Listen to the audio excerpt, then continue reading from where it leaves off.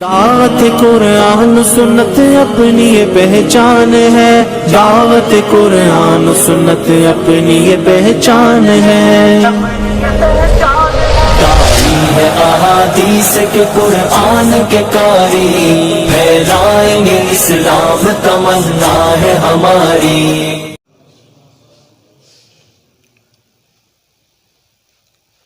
الحمدللہ وکفی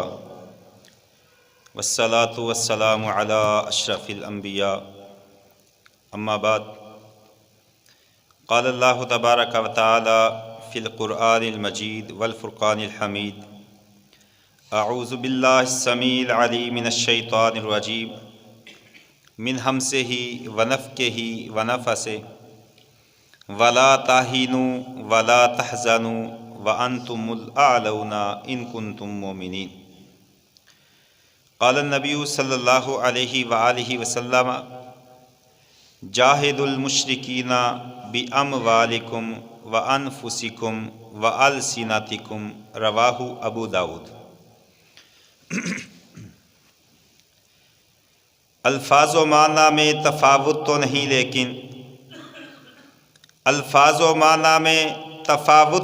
لیکن ملا کی اذاں اور ہے، مجاہد کی اذاں اور، پرواز ہے دونوں کی اسی ایک فضا میں، پرواز ہے دونوں کی اسی ایک فضا میں، کرگس کا جہاں اور ہے شاہی کا جہاں اور۔ محترم سامعین، بزرگوں، بھائیوں، نوجوان ساتھیوں، علماء اعظام بیٹھے ہیں، ان کی موجودگی کے اندر بولنا میرے لیے اس طرح ہے جیسے سورج کے سامنے ایک بلب کو جلانا، چاند کے سامنے ایک ستارے کا چمکنا، بڑی لائٹ کے سامنے ایک دیوے کا جلانا۔ یہ مثال ہے، میں ادنا سا ایک طالب علم ہوں۔ ماشاءاللہ ہمارے شیخ الحدیث محترم جناب ابو عمر سیاف صاحب بڑے احسن انداز کے ساتھ ہمیں نماز کی اہمیت،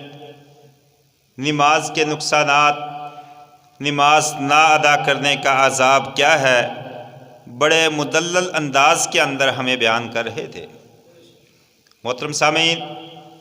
اللہ رب العالمین کی لاریب کتاب قرآن مجید فرقان حمید کے اندر سے ایک چھوٹی سی آیت کریمہ آپ کے سامنے رکھی ہے۔ اللہ وحدہ لا شریک نے ہم جیسے مسلمان، مومن، مواحد، مجاہد، دیندار، جنتوں کے وارث ایسے لوگوں کو بڑا حوصلے کی بات کی ہے۔ اللہ تبارک و تعالی نے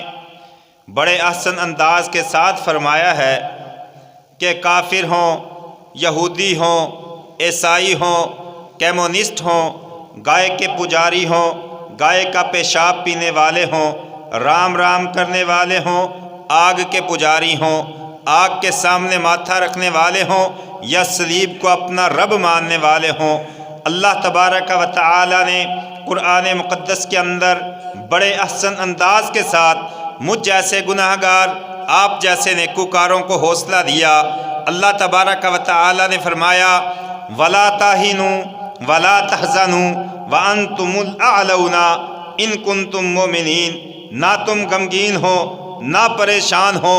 ٹینشن لینے کی بات نہیں ہے، غمگین ہونے کی بات نہیں ہے، پریشان ہونے کی بات نہیں ہے۔ مودی کتنا بھی پھر کے آئے، ویلڈن، جو بائیڈن جتنا بھی پھر کے آئے، بدماشی کے اوپر تل جائے، وہاں پہ ڈرون حملے کرتا پھرے، اپنے بڑے بڑے ٹینک لے آئے، ٹیکنالوجی کو لے آئے، بڑا بڑا اسلحہ لے آئے، بڑے بڑے وسائل انویسٹ کر دے، امریکہ افغانستان کے اندر آئے، انڈیا کشمیر کے اندر آئے، انڈیا برما کے اندر آئے، بلوچستان کے اندر آئے، افغانستان کے اندر اپنا مال انویسٹ کرے، لیکن اللہ رب العالمین نے فرمایا وَلَا تَهِنُوا وَلَا تَحْزَنُوا وَأَنْتُمُ الْأَعْلَوْنَ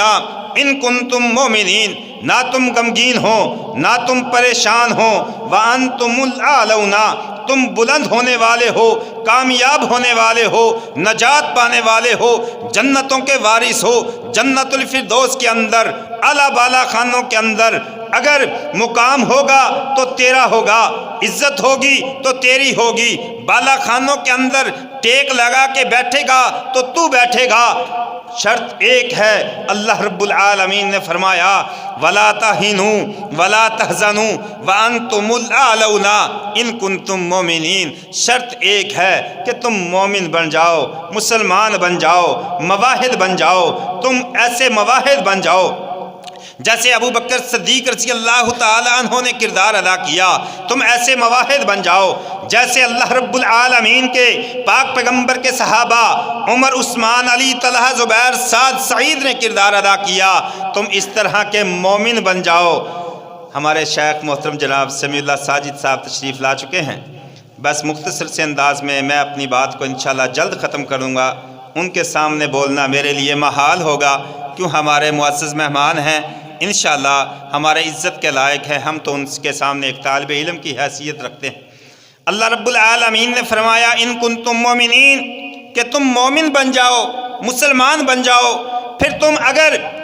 مومنوں والا کردار ادا کرو گے، صحابہ اکرام کا کردار ادا کرو گے، بدر کی فضا تازہ کرو گے، احد کی فضا تازہ کرو گے، خیبر کی فضا تازہ کرو گے، پھر یاد رکھ لینا 313 بدر کے اندر تھے، مقابلے میں 1000 کا لشکر تھا، احد کے اندر 1000 کی تعداد تھی، مقابلے کے اندر 10,000 کی تعداد آئی تھی۔ اگر آج بھی تم مومن بن گئے، آج بھی تم مسلمان بن گئے، آج بھی اطیع اللہ و اطیع الرسول پہ چلنے لگ گئے، اگر آج بھی تم نے اللہ اور اس کے رسول کے احکامات کو عملی جامہ پہنا دیا، تو پھر یاد رکھ لینا جیسے افغانستان کے اندر امریکہ 48 ملکوں کو لے کر آیا تھا، 72 ملکوں نے پیسہ انویسٹ کیا تھا، پیسہ خرچ کیا تھا، ڈالر خرچ کیے تھے، 80 نہیں 84 خرب ڈالر افغانستان کے اندر امریکہ نے اکیلے نے نہیں خرچ کیے تھے، 72 غیر ملک وہاں پہ متحد ہوئے تھے،